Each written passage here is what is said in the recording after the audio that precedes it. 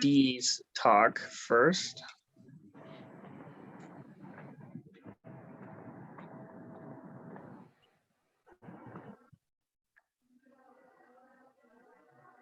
All right.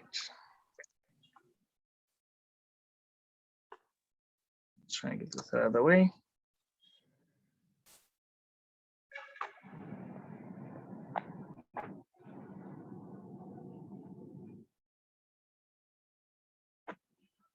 Can you guys hear the sound? No, I don't think we can hear the sound. Okay. Using network. You should be able to hear the sound now. Good afternoon, everyone. My name is Dean, and I'm coming from University of California, Merced, and also come from. So today's present topic is mapping emission abatement using network and mobile actuation.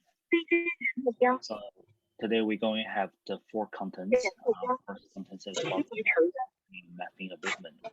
Second is about my proposed framework to how to implement the digital twin and their related physical philosophy behind over there. And third thing is I have some preliminary results to share with everyone, and also then I will make the conclusion of what we can do in the mapping reduction in the future. So first thing is about introduction as regarding the mapping emissions. This figures the data is the mapping emissions from the California from the 2016 to 2017.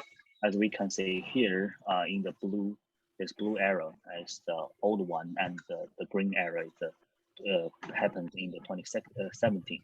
And we can see there are a lot of the mapping emissions from multiple sources, such as we have the compressor stations at the natural gas storage in the facility A, and B is oil well, and the C is the tank of liquid natural gas, such as D is dairy manure management, and lots of the manures can generate the methane from the animals.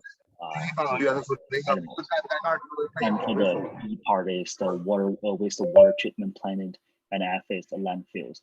So which is a lot of the methane emissions coming from these facilities, and we can see how serious the methane emissions. Next is about the drought effects, and also the California suffered the strongest drought effects. So the drought conditions have been lifted for more than 90% of California, and there are a lot of the dead woods during the Yosemite National Park or the Serena National Parks. So these dead woods will also generate the biomass, the methanes, if we produce the biochar from this biomass. So this would be another sources that we will release the greenhouse gas into atmosphere. So here we came up with two research questions. So first thing about we don't have any proper method for quantifying temporary methane concentrations of flux something. And the second question is how to monitor methane emissions during unknown disturbance, such as stronger wind and local temperature going to be high or lower. And so there are also some related work. So first thing about the remote sensing to map the methane emissions, such as satellite, aircraft, and tower station. However, satellite and aircraft is limited to space weather, such as the stronger the sun's activities, and it's going to bleeding the electronic magnitude, the waves. And also the tower station is very limited because we need to set up the tower station in a specific area, and it's the cost huge. The second related work is about the regional services. We just placed the cheaper services, cheaper sensors uniform distributing the soil, and we can do detect the methane emissions from this specific area. However, the calibration and the equipment and also cost huge. That's why we don't use this related work. So that's what I'm proposing today, our digital twin framework in mapping emissions with the UAVs. So here's my entire structures of our digital twin platform. So since we have the physical, which is real mapping in dairy farm, and we also have the virtual mapping in dairy farm. So there's 4 models. I will go into details in the next slides, but I want to just show you the entire structures from the big picture. So we have the geometric model, which is in the dairy farm, and we have something we need to measure the specific errors, and also physics models behind the mapping, such as we need to calculate the concentrations, distribution, flux distribution, and UV distributions, because we don't need to only rely on one unit base. And also for the behavior model, such as our mapping, how to diffusion into atmosphere, and how does the flux going, and also the UV schematic takes their rules. And lastly, we have some of the rule models, such as the wind conditions, temperature parameters, and we also need to find out those associations between those parameters. What are we gonna do? And something happens if we change some parameters. So these all 4 models build the physical data, which is, exchange of physical data into the virtual data, concentrations, emissions, distributions, and gravity something. And also we collect the data from the real mappings in dairy farm, which is we utilize our UAVs, such as streaming systems, camera systems, UAV systems. We are sensing this data, such as concentrations, co-locations, velocity, temperature, error, and weight.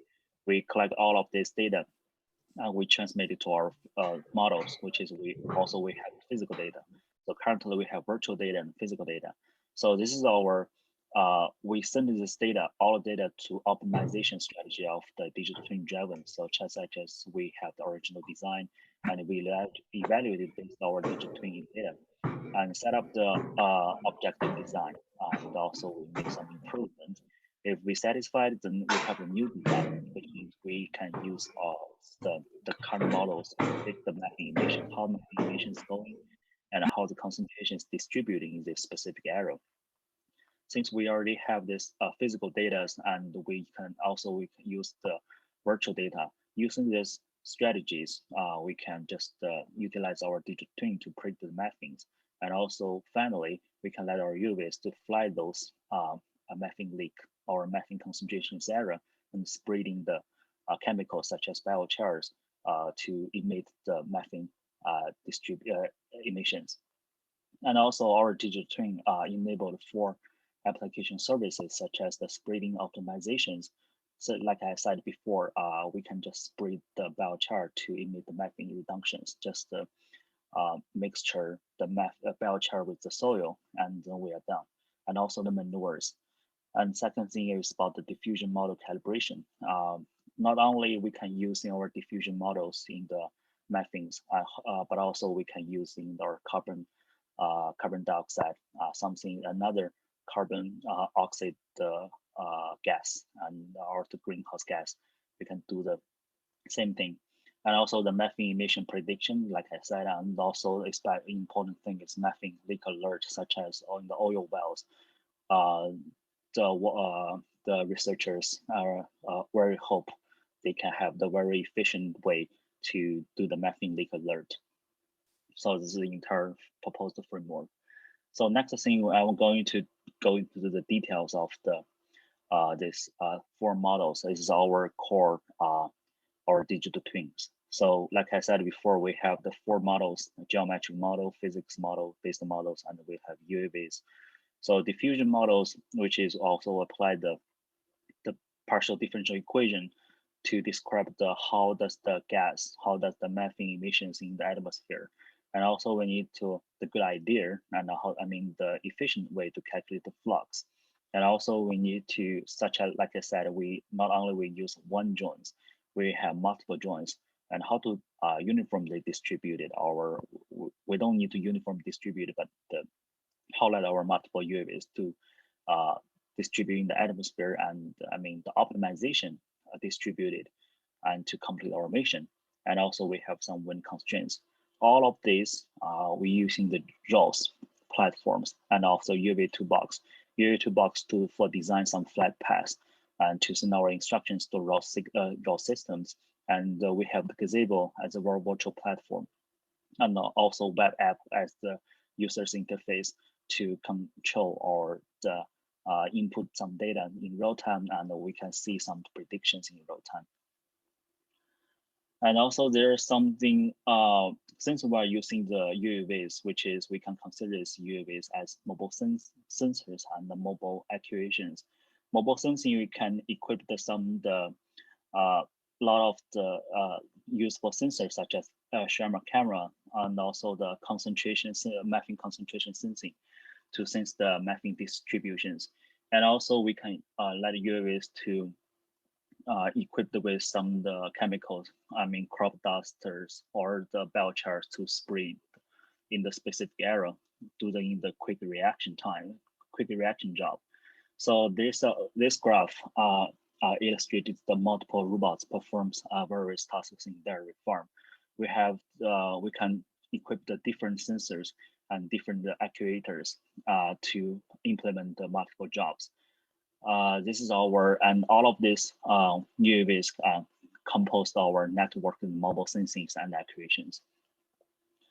So we have some preliminary results. So we basically with 2 jobs here. So we conduct the UAV toolbox, gazebo, and ROS for flat paths and waypoints.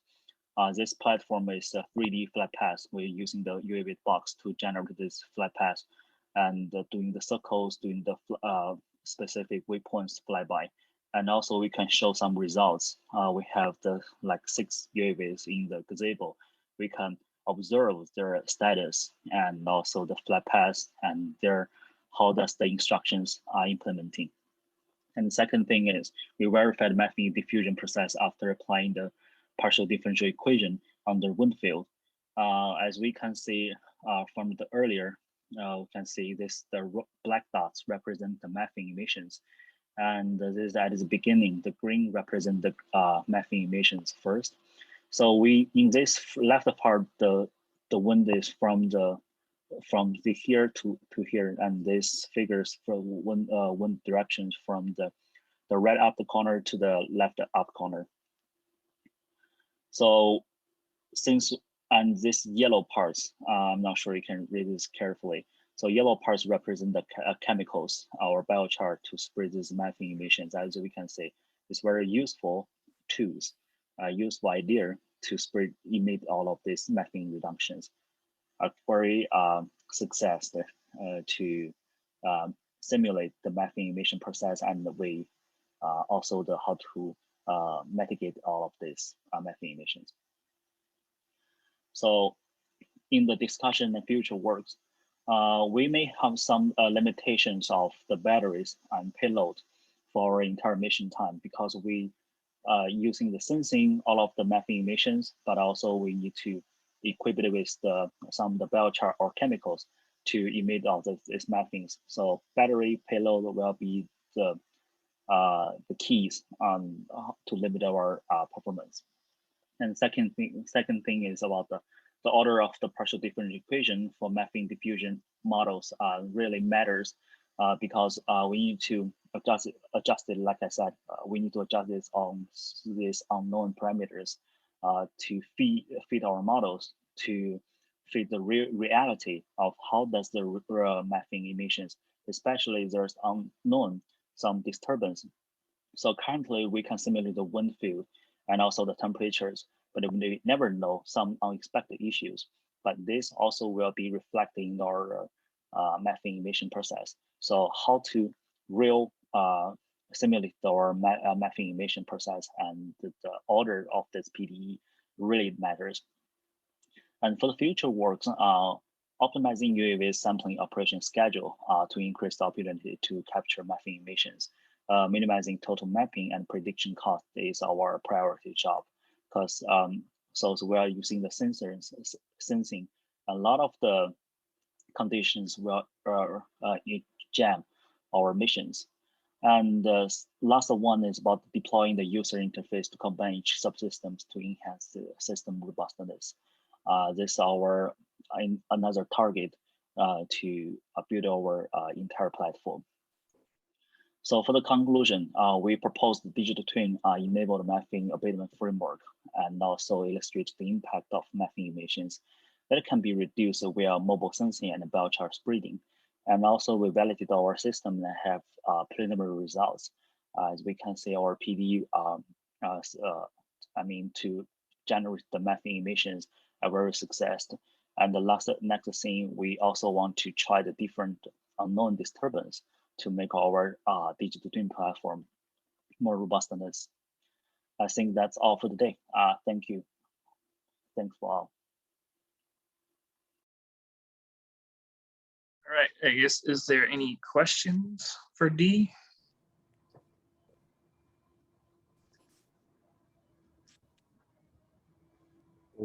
D, in your last slide, you have abatement spelling was wrong. There's a typo. Oh, say, okay. Yeah, I was gonna mention that as well. I have two questions. Yeah, sure. If nobody has anything. The first one is one of your early slides, the data you were showing for California, is that from the Avaris NG? Is that like Andrew Thorpe work? I think it's from the EPA paper, the Environmental Protection Agency. Yeah. Yeah, I was just curious if it was the Avaris NG. It's like manned aircraft with a it's a type of spectroscopy that they do. Okay. And then the second was the flux equation that you showed. So you have a PDE of the diffusion and then the flux, and I was kind of curious where that comes from, or Comes from what? The flux equation that you showed there. I don't remember which slide, but yeah, like where is that derived from? You have a paper for that? Yeah, I think we did the collection. I mean, I did the investigation of all the flux equations calculations. So I maybe will organize those and I will send you the link. Yeah. Perfect. Yeah. Thanks. No problem. But how to deal with the wrong spell? Do I need to re-record? I think you should. Okay. Put a high standard on your work. Okay. Yeah. Or you just show that how you can do that editing. I don't know. I see. I'll make it happen. Sure. Derek, you can go with yours. That's better. We have continuous two methane papers. Okay. I was gonna go to the next recording. Are you going to do the recording? I'm done. I can play my video. So do you want me to hold off on? No, keep going because they will have continuous the two methane related papers. Okay. So people may have an impression what our lab is doing around methane, okay? And how much work we already have been doing. And I saw Justice is here. So. Can you see the screen? Yes. Yeah. Or it doesn't show what is going on. Can you see the title though, I guess? Yes, I can. So yeah, in the middle, yes. Play that. Hello, and welcome to my talk on methane odor abatement simulator with digital twins. My name is Derek Hollenbeck, and this is joint work with Dmitry Zolovec and Yangchuan Chen. Not wanting to hide. In this work, we'll present the motivation and background, the digital twin framework, OAPTP case study, and then conclude with some final thoughts on future work.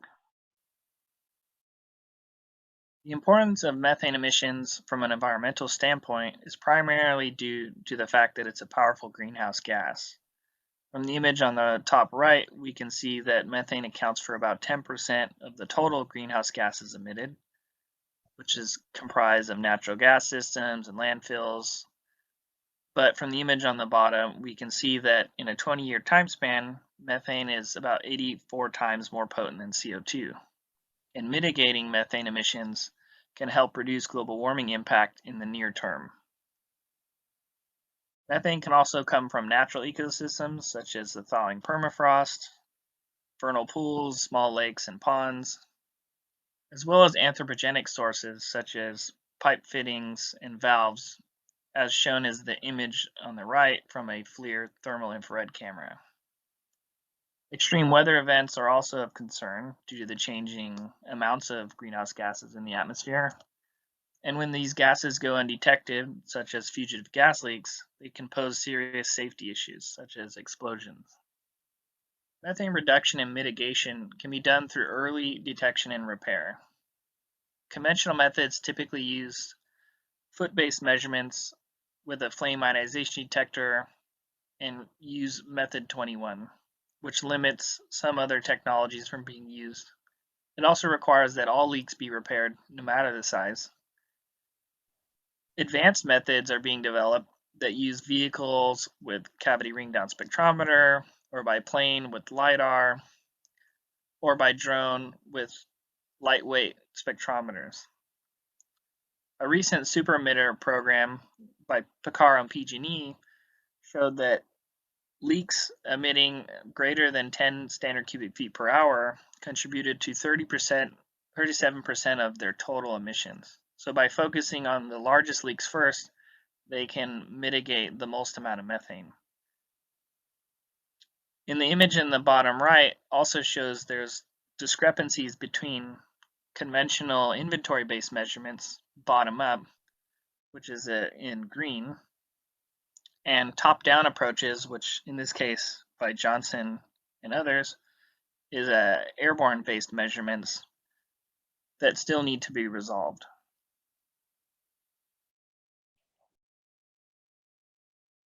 So first, what is a digital twin? As many probably are aware from Michael Greaves in 2007, a digital twin is a virtual digital equivalent to a physical product.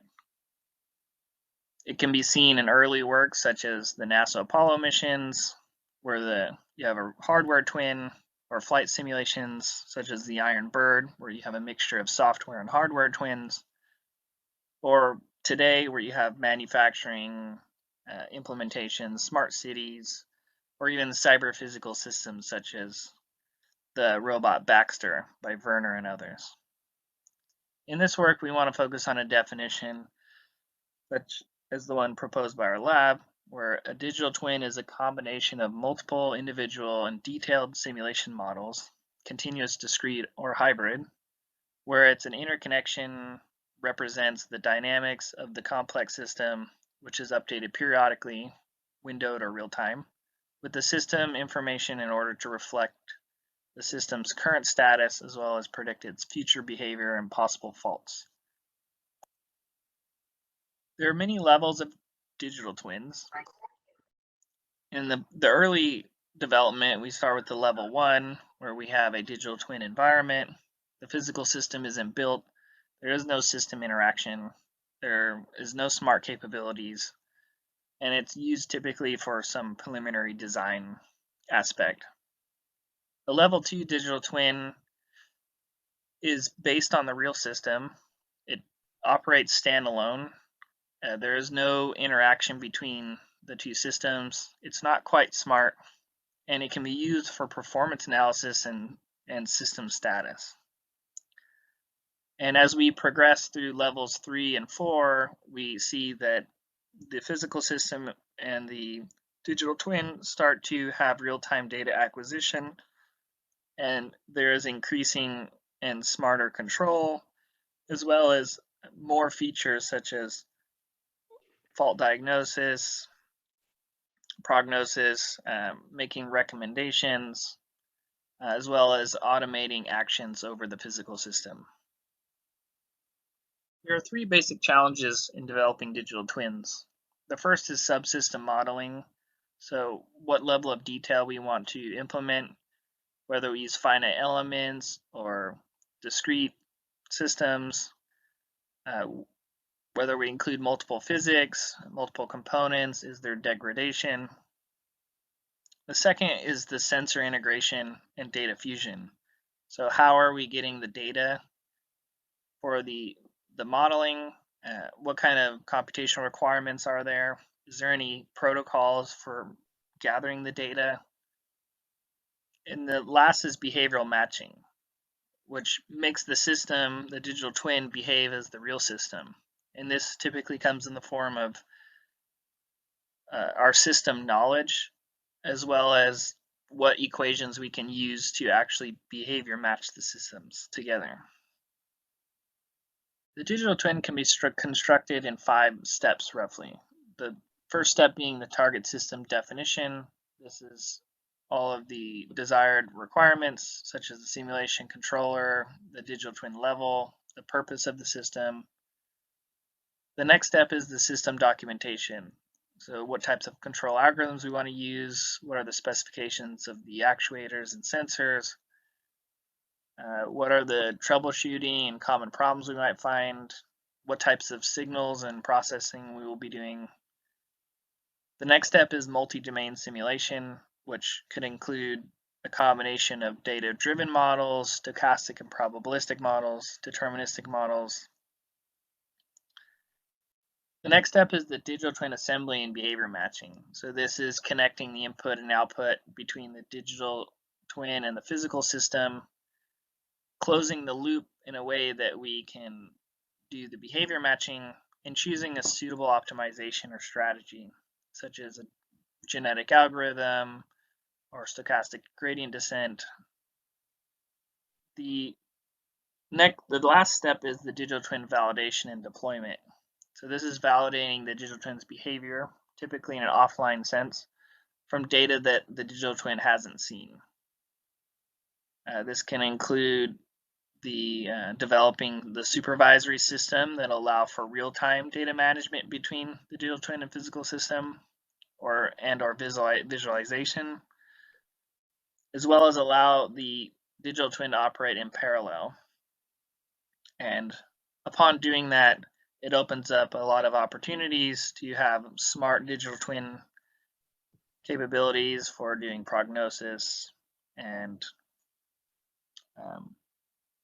autonomous capabilities.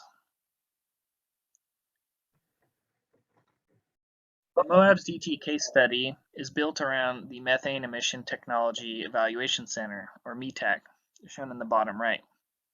This is based out of the Colorado State University and is designed to emulate oil and gas industry-based equipment and offers a variety of controlled release points above and below ground, which are spread throughout the site. And for scale, there's a shot from a survey by Aerometrics in the top right. In a single blind intercomparison by Rav Kumar and others in 2019, part of the Stanford EDF Mobile Monitoring Challenge, has shown that drone technology can perform quite well, where they had a lot of true positives and true negatives, and they are able to quantify leak rates relatively accurately. The first step in our digital twin case study is our target definition.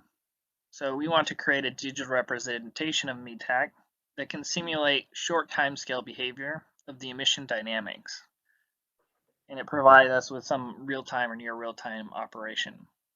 We want to create a level 2 digital twin so that we can analyze detection and quantification strategies.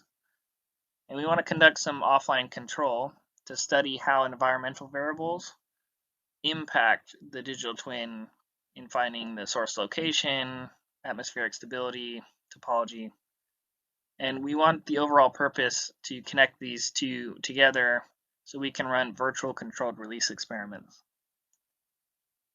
The next step in the digital twin is the system documentation and known problems. So if we start that we don't have direct feedback from the level 2 digital twin, the control algorithms seek to perform analysis in the offline sense, such as behavior matching using synthetic and real-time series data, such as the paper in 2020 that we put out, as well as estimating source location from sparse sensors, which is a recent paper we did in the IDETC. The vehicle dynamics and motor inputs can be treated as a subsystem in a guided control mode, such as single or double integrator dynamics. We measure wind as well in a static or in situ way. We have to do upwind and downwind measurements to identify the leaks on the site. And we know that multi-emissions are difficult to distinguish. So if you have multiple emissions, it could affect your overall emission measurement, as well as onboard computers can store and relay information to the ground station. The multi-domain simulation we chose to focus on is PostSim, which in general aims to solve two PDEs. The first being the advection diffusion equation, and the second being the viscous-Burgers equation.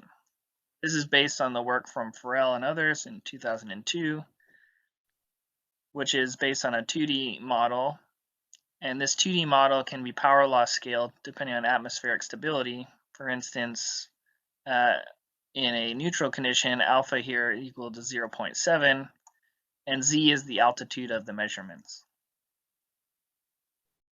The digital twin is assembled and behavior matched by connecting first the Winfield model with the chemical filament dynamics and the collision model, which is shown on the far right, where we take METAC and create a virtual representation of METAC. The interaction between the sensor and the actuator models in space and time can give us measurement data, which is then used to provide for the behavior matching of the system. The digital twin can be validated by comparing the measurement and quantification results, such as shown on the top right, where we first try to detect the source by surveying all of the equipment. And here we found a leak near these 3 tanks. And then through quantification, so by performing a mass flux balance, we can see that there are small pin-like measurements going through this plane, which are both on the low level as well as the top level, which indicate the plume moving through these 3 tanks as shown in the simulation. A well-defined digital twin that's trained will produce results that can be suitable for prediction.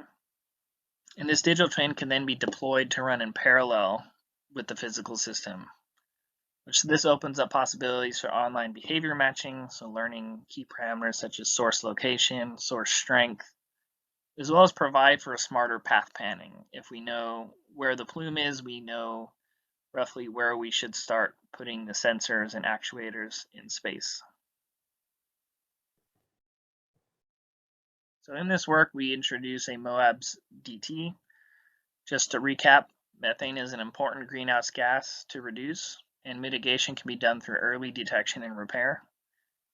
PostSim and the collision model can be used to represent a level 2 digital twin. The digital twin of METAC can be used to study UAV-based emission quantification methods. In the future work, we'll look at conducting a series of these digital twin simulations to evaluate different UAV methodologies and techniques. We also want to understand how these meteorological conditions, such as wind speed or turbulence, might affect the performance, and it'll help us identify what the best practices are.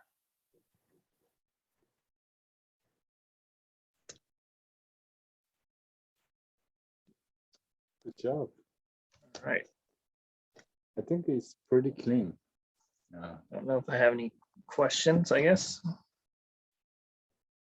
This is our session 34 or not? I believe so. This is what you told me to put down. So maybe I was wrong. Uh-oh. Let me double check.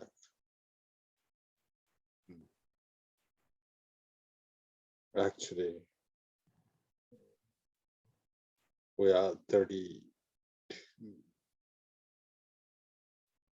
What did we put? It says 32. Yeah. Oh, not 34, right? So, Yeah, it says 32. yeah, we are 32. Yes. Okay. Good.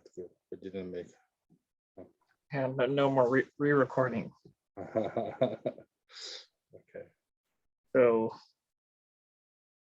I guess there's no questions at the moment. Should we move on to the next one? Yeah. Or, So anybody you want to ask some questions? I'm very familiar with everything, so I'm not going to ask justice.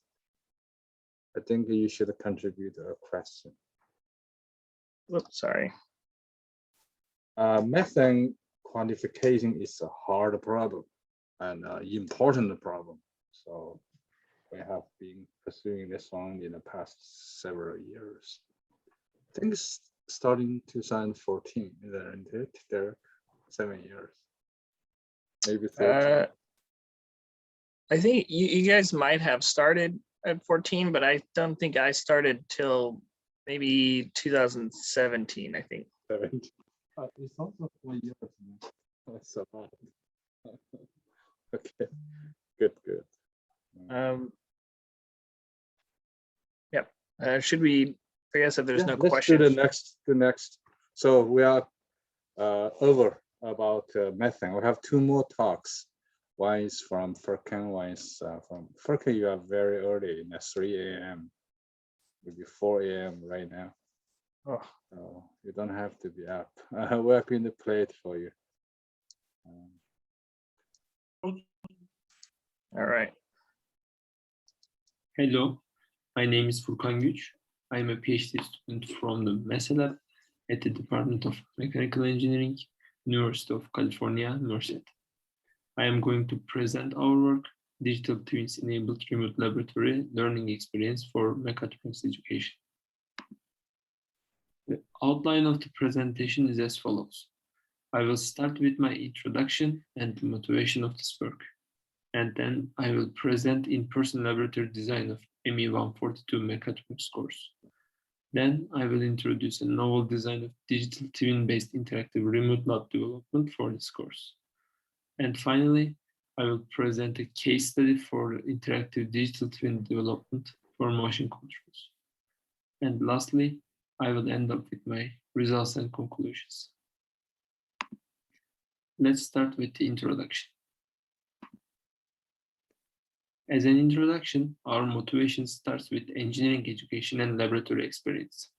In mechatronics and control, practical experience is required to understand how a complete mechatronics application is built. The COVID-19 crisis makes most universities worldwide close for in-person instruction and move into virtual education. Current virtual education requirements forced us to come up with a solution for enhanced mechatronics education. In this context, digital twin-based interactive mechatronics laboratory design enabled students to participate in remote practical experience. And the second part of the presentation is focused on ME142 mechatronics laboratory design. ME142 mechatronics is an upper division course offered in Department of Mechanical Engineering at the University of California, Merced. It consists of both theoretical concepts and practical methods for electromechanical systems. The course is lab intensive with 2.5 hours of lectures and 3 hours of laboratory sessions per week, and it is offered annually each spring.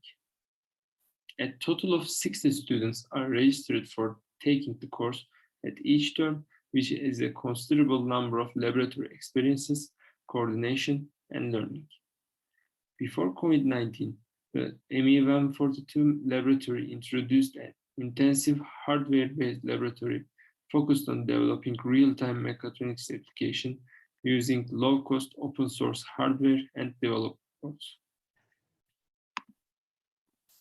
During last ME142 offering on spring 2020, COVID-19 moved teaching into remote learning with half of the semester activities performed. And the remote instruction is still operating for the spring 2021 offering. In this context, providing access to real hardware for each student is not time and cost efficient. Key solution for the remote laboratories is leveraging novel technologies like digital twin to the service of education. Therefore, digital twin-based interactive remote laboratory design is proposed using flipped classroom model and modeling, analysis, and design methodologies. Since the access to hardware is not available by the nature of the remote laboratory design, the idea of digital twins was leveraged for the educational purposes. In the beginning of the course, a questionnaire is designed to understand the background knowledge of the students. Results indicate that most of the students have entry-level knowledge and skills for both theoretical and computational background.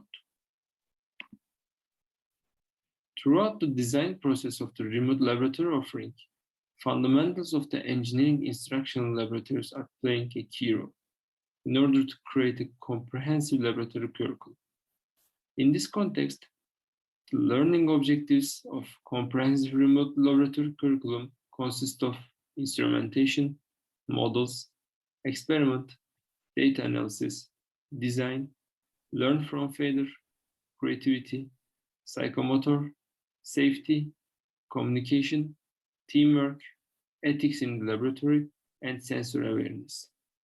Using these self-containing list of objectives, remote laboratories aim to achieve high-level hands-on learning tool in a mechatronics course.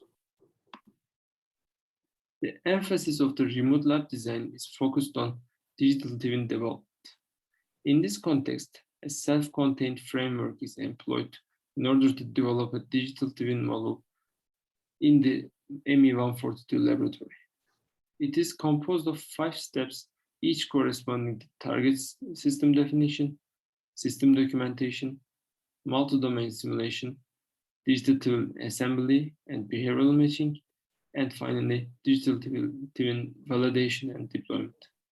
The details of each step are investigated in our case study. And the third part of the presentation is focused on the digital twin case study for the motion controls application. In the case study of interactive digital twin for motion control, target system is defined as the real-time velocity and position feedback motion control. In this context, system is composed of corresponding TC motor, Arduino Mega, Ardumoto Shield, and Hall effect encoder. Then the digital twin structure is defined in 3 different domains, named digital domain, electrical domain, and the mechanical domain. The multi-domain simulation framework is created in Simulink Foundation. And as step 4, behavioral matching between a real physical system and digital twin is performed using Simulink design optimization tool. Electrical and mechanical parameters of the digital twin are initiated with the manufacturer values and optimized using data from the real system. And for the final step, digital twin is transformed into a web application using MATLAB App Designer and MATLAB Web App Server. Then the final web app of the digital twin is validated with the comparison of the real system.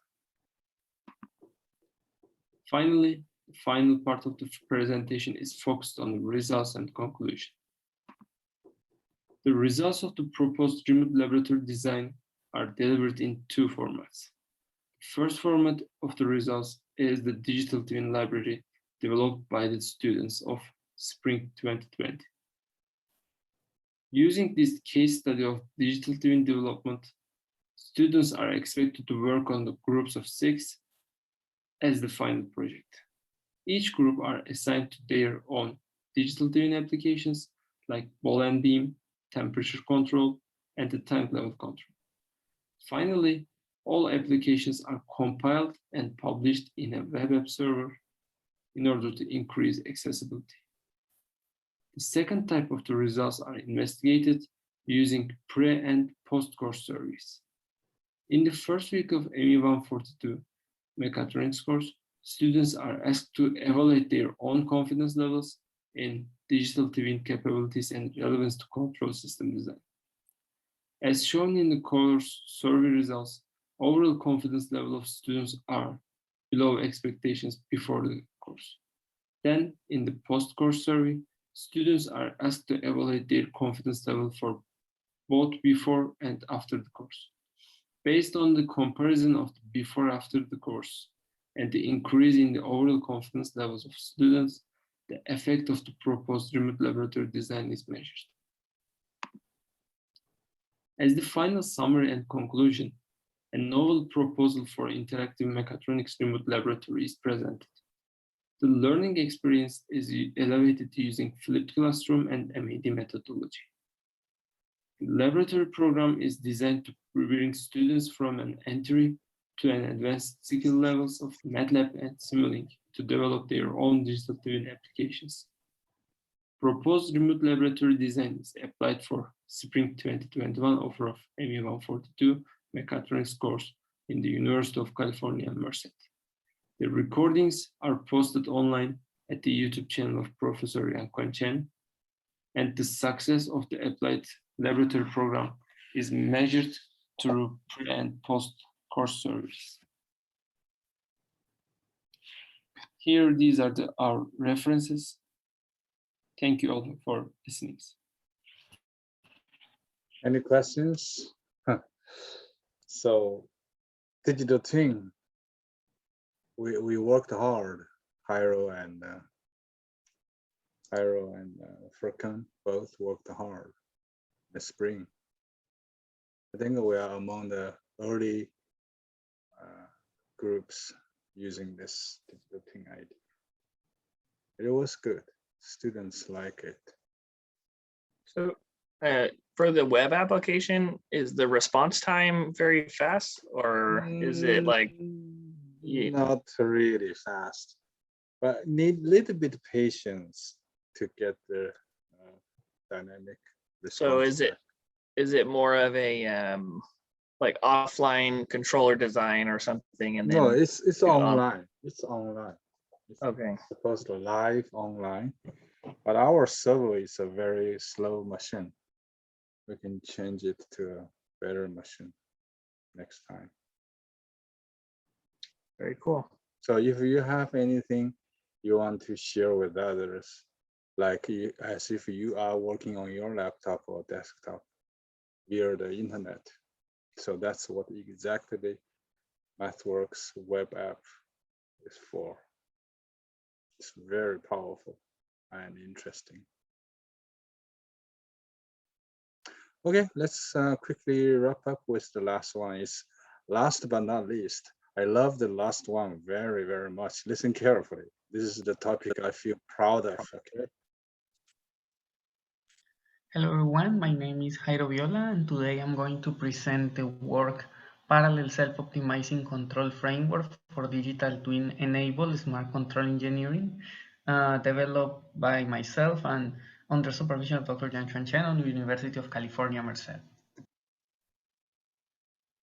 The contents for today, we will have an introduction regarding about what is self-optimizing control, parallel intelligence, digital twin, and how we can combine them to generate a more smart framework.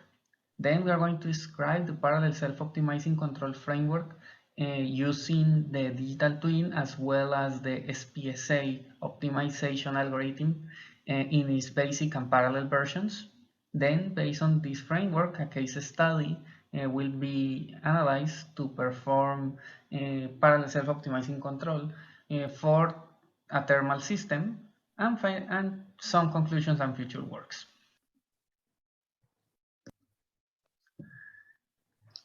Okay, to begin, the self-optimizing control is a control strategy that is designed to improve the performance of the closed loop operation of a system based on an economic cost function. In the classic self-optimizing control, basically it's looking for how to optimize the control variable set points in order to improve that performance. However, that standard definition of self-optimizing control can be extended, as we can see here, as we can see here. This is traditional one proposed by Skohestad. We have the perturb and observe. We have including techniques like self-optimizing control, like extremum seeking, economic MPC, maximum power tracking, real-time optimization, zero order, derivative-free optimization in real time, reinforced learning, or batch like run-to-run or iterative learning control. According to the horizon of optimization, the self-optimizing control time scale could be in minutes, days, or months. In the same way, it means that according to the scale, the convergence of the algorithm could be longer depending on the technique that you are using and the dynamic of the system.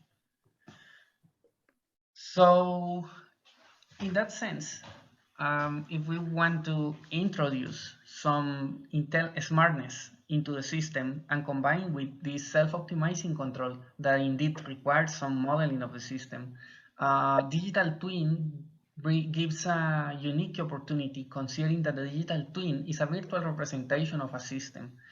In theory, any system can be virtually represented with a high detail with high modeling detail, performing a lot of further analysis like life cycle or closed loop performance analysis, and also interconnecting with IoT and edge computing, and is supported at the same time by breaking technologies like artificial intelligence or machine learning.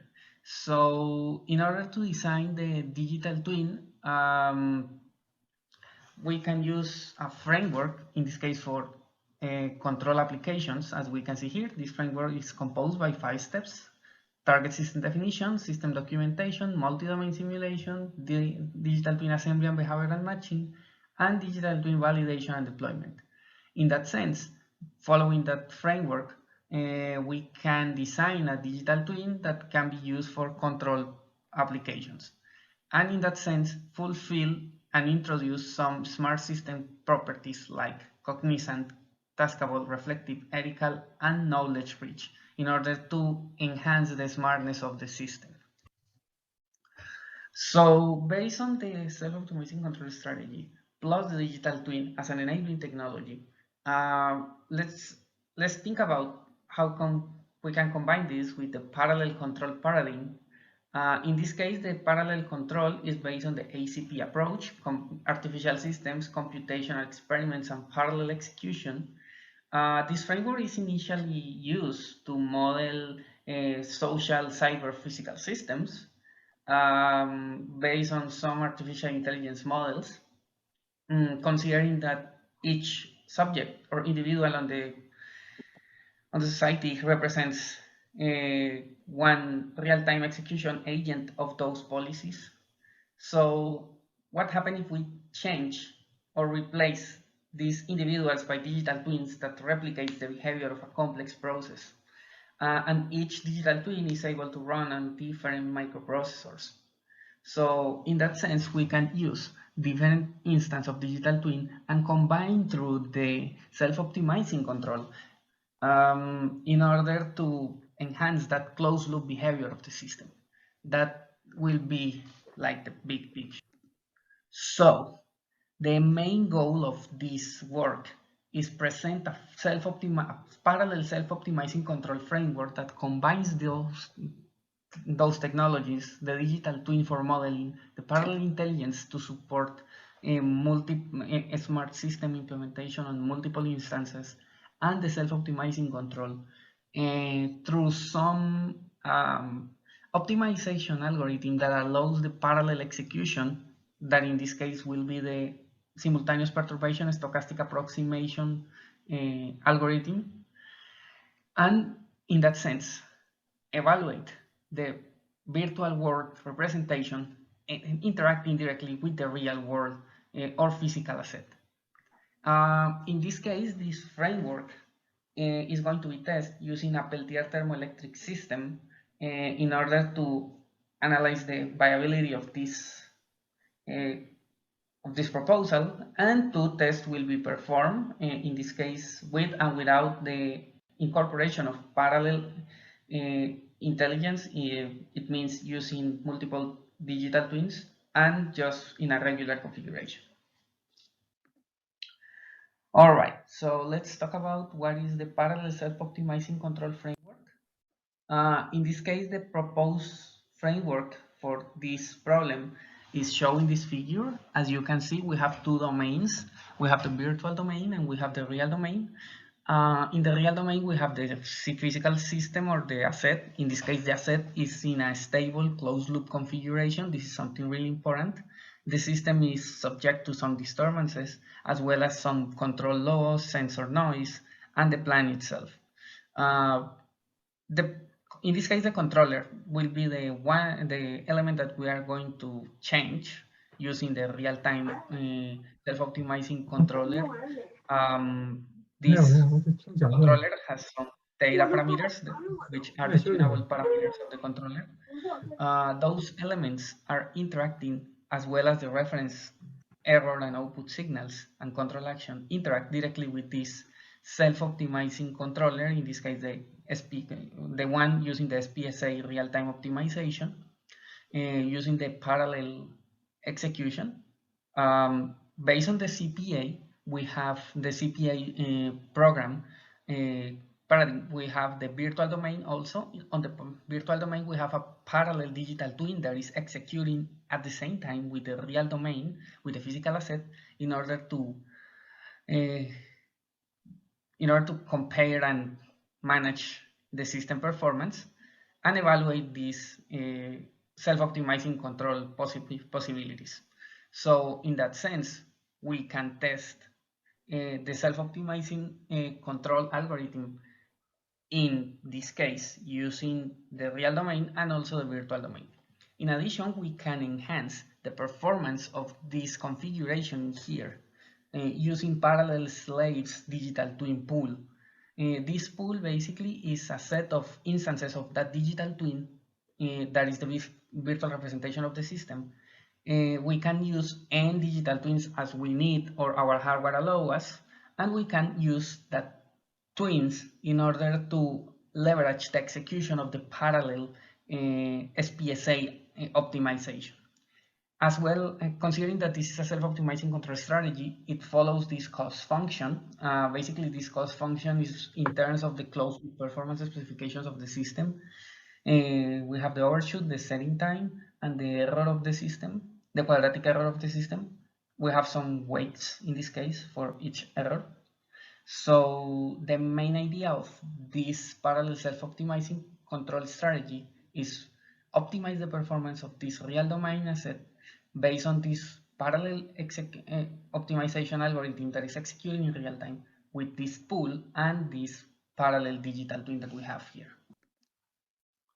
So let's talk about the simultaneous perturbation stochastic approximation algorithm. In this case, the Spsa basically is an optimization algorithm that search or looks for minimize a cost function f in function of x variable using a classic stochastic gradient approximation, as you can see here.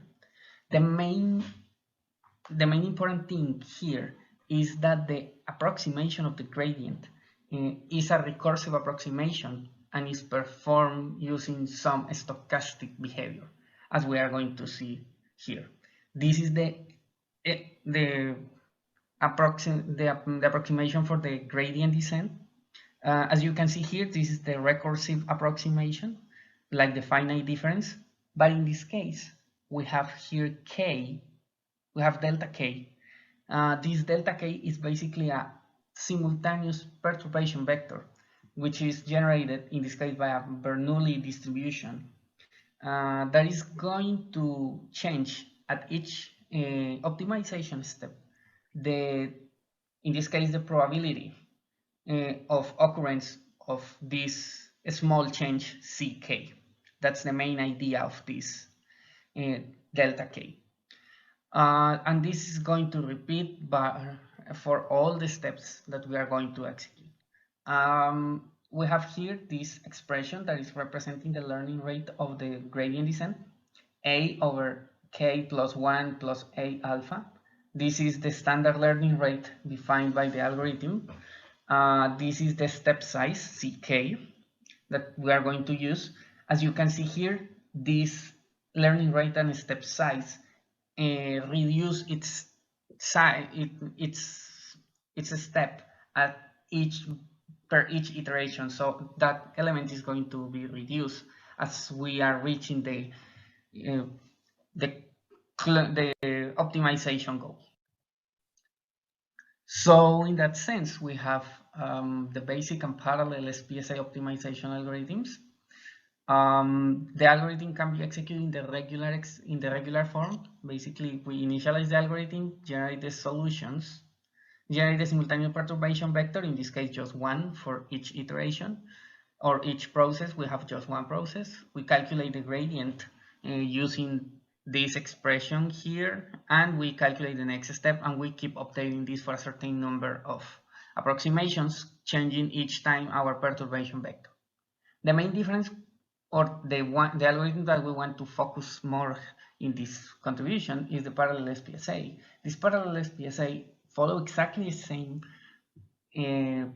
steps. The only difference is that we have multiple instances of the parallel system that in this case are going to be replaced by the digital twin.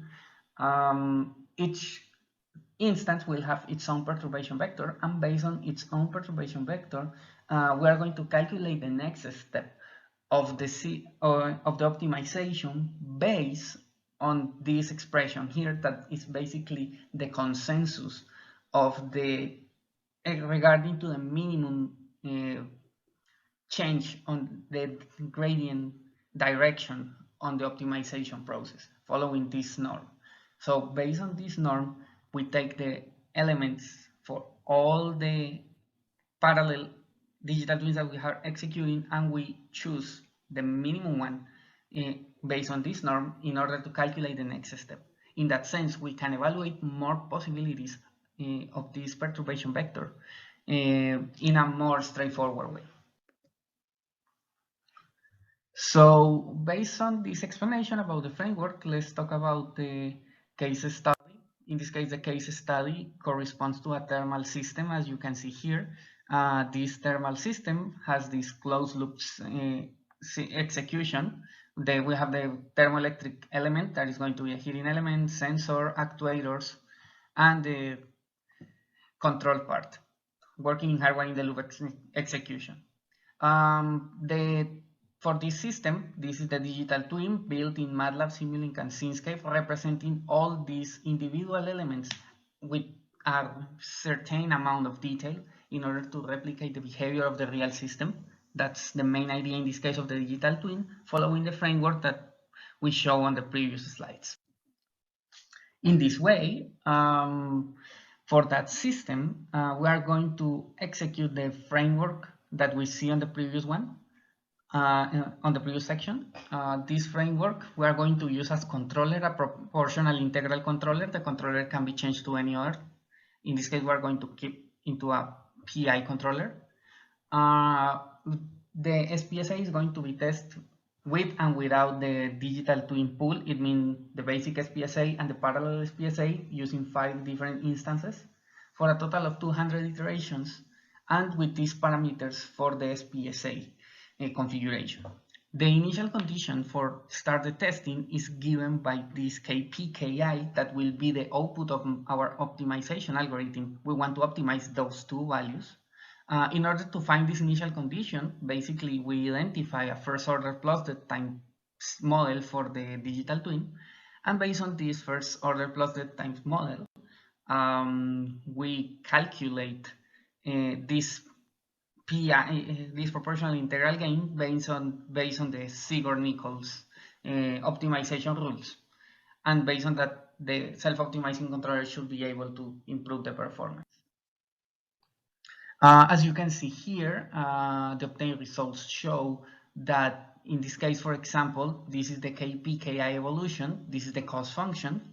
We see that when we use the digital twin, the self-optimizing controller with pool, we have a really good optimization in terms of the execution time. We have 60 iterations to reach the steady state, while with the basic Spsa, without the pool, we need 180 iterations to reach the desired performance. So as we can see also here, the response of both systems is really good, as you can see here and also here. Even with this disturbance behavior, we see that the response is really good, and it's similar for both optimization cases. the main advantage of this controller is given by the number of iterations. If we use the parallel configuration, we can reduce substantially the time that we can use to optimize the system, especially with this system that is pretty low. Each iteration that you see here takes around 300 seconds to be executed. So this is a substantial reduction on the execution time. So this work introduced by the very first time this parallel self-optimizing control architecture using the Spsa algorithm and tested on the real case, on this case study of the thermoelectric system. The obtained results show that the SOC framework with the parallel configuration reduces the convergence times of the algorithm and allows to find an optimal response, in this case based on the performance of the system. The parallel self-optimizing framework in this case can be considered as the initial step to introduce more smartness into the loops, support in this case by the parallel intelligence and the digital twin. So in that sense, the next step is the implementation and validation on a real prototype using hardware in the loop experimentation, and also in problems with more variables like hundreds or 10 or hundreds of control variables and control parameters. It's also proposed. Also, another future work will be develop a constraining architecture in order to make the system satisfy some optimal desired conditions. Some references. Thank you so much for your attention. If you have any questions, please go ahead. We will be great to answer all the questions you have. Thank you. You can ask me if you have any questions.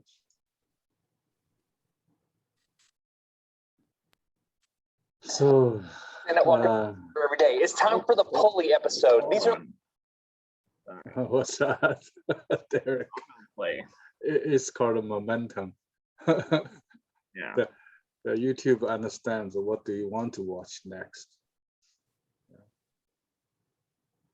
Okay, so I think I guess I have one question, maybe. So I saw there's a question here in the chat box from Professor Cao.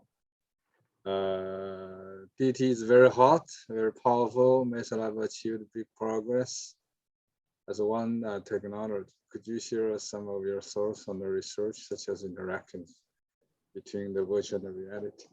So I think most of those people are focusing on technology, how to make it happen.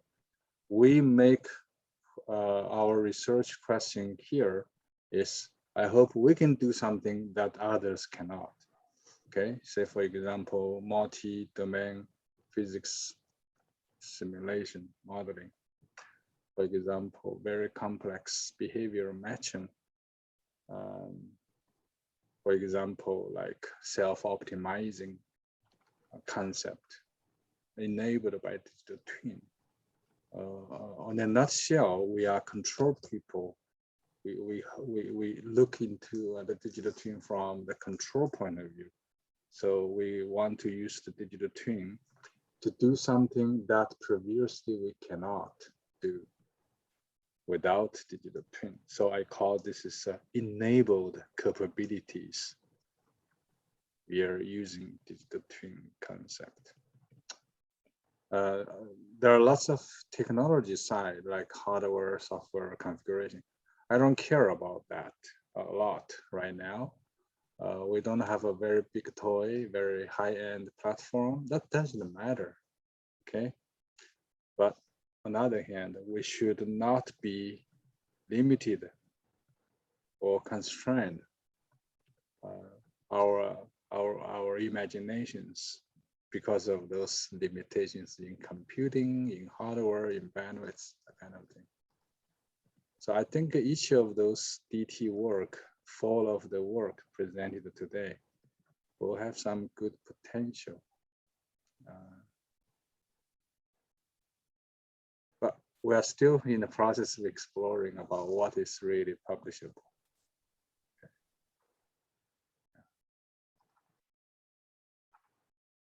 That parallel DT using multiple digital twin instances to help to do this parallel version of the stochastic approximation SPSA is very impressive.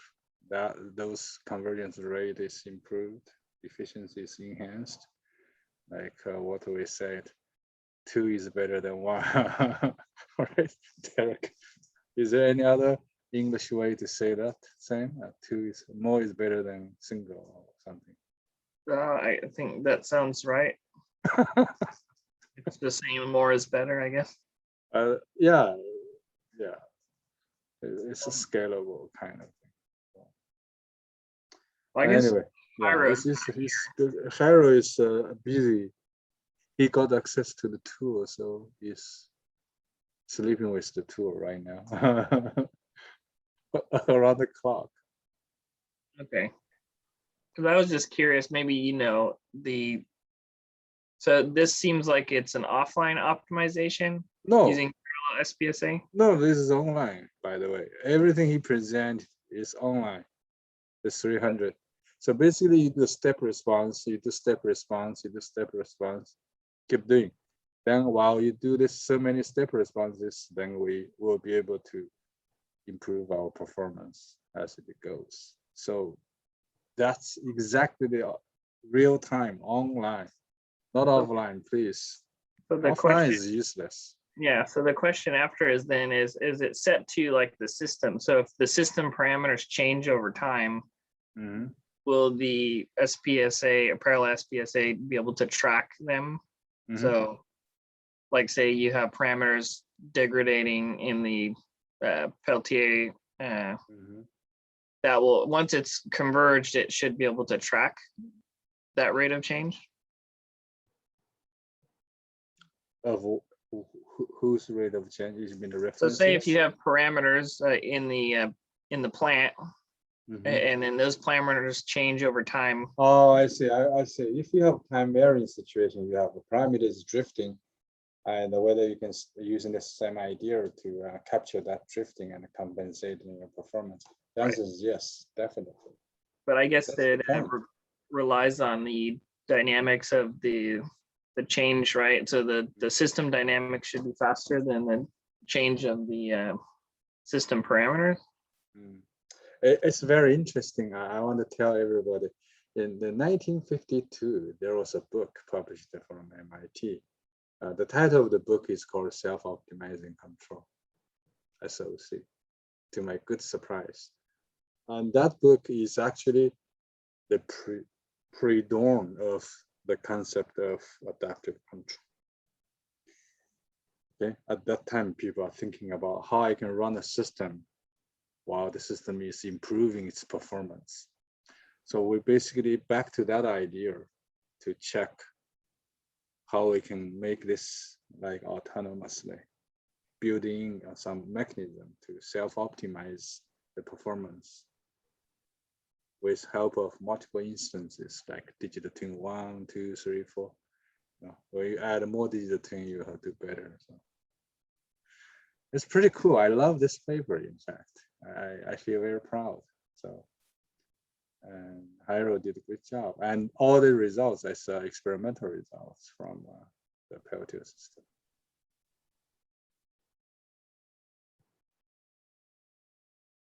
Any other question, discussion? And 7:22.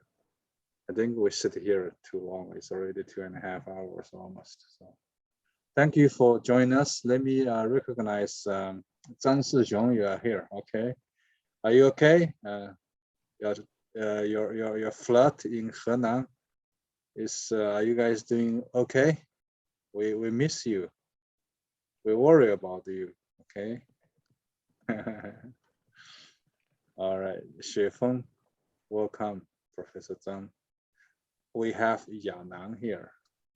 Yanang, how are you? We are glad to see you are here. Yuqian, thank you for your talk today, okay? And we have the time we have Wu Zhenglong, also in Zhengzhou, right? So, Shixiong, are you in Zhengzhou? Yes. Yeah. So, Shixiong and Zhenglong, both of you should talk. You are in the same city. Okay. You guys can check the WeChat from our Mesa lab. So, Professor Zhang has huge experience in hardware and product development, electronics expert. It's very solid training, motion control expert. Yanan doing well in Tsinghua University, right? Yeah. Okay, I'm glad to hear you. Haven't heard your voice for a long time. Yeah, So, it's a little bit busy in Tsinghua. I know. Everybody's busy. Young professors are busy. Okay, anything else? If not, I'm going to say goodbye. Oh, Furkan, I forgot to say, are you sleeping? I think you should go catch up some more sleep, okay? Okay. Take care. Thank you for attending. I think now it's maybe 5 a.m. or 4 a.m. Yeah, it's 5 a.m. in the morning. Yeah. You started at 3 a.m. I'm very much impressed. Okay. And by the way, Derek. Okay, Justice, you have any? By the way, Derek, I'm going to share my my research statement, my proposal. I'm going to share it with you on the email so that you can give me feedback. I have a limit of 2 pages. Make a copy to Derek. Okay. Yes, I have a limit of 2 pages. So, and there's a lot of stuff. So I have to put all this within 2 pages. The shorter is harder. Yeah, it's harder. Yes. No worries. Yeah, I'll look for it. But you think about 1 page is worth how much? Like $100,000.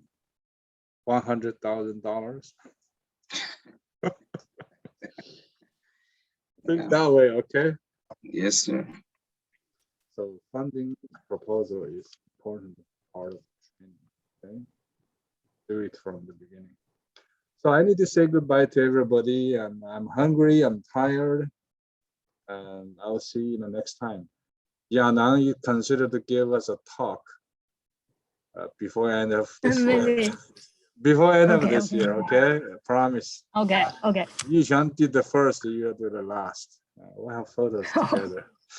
Let me check who is lined up next. Professor Cao Ke-Cai, you should give us a talk in the next 2 years, okay? When you are more settled. Professor Shixiong, you should also consider to give us a talk. Professor Zhang Xuefeng, you should also give us a talk, okay? I will invite you and suggest how we should do. Yeah, great. Today, Yishan did a great job.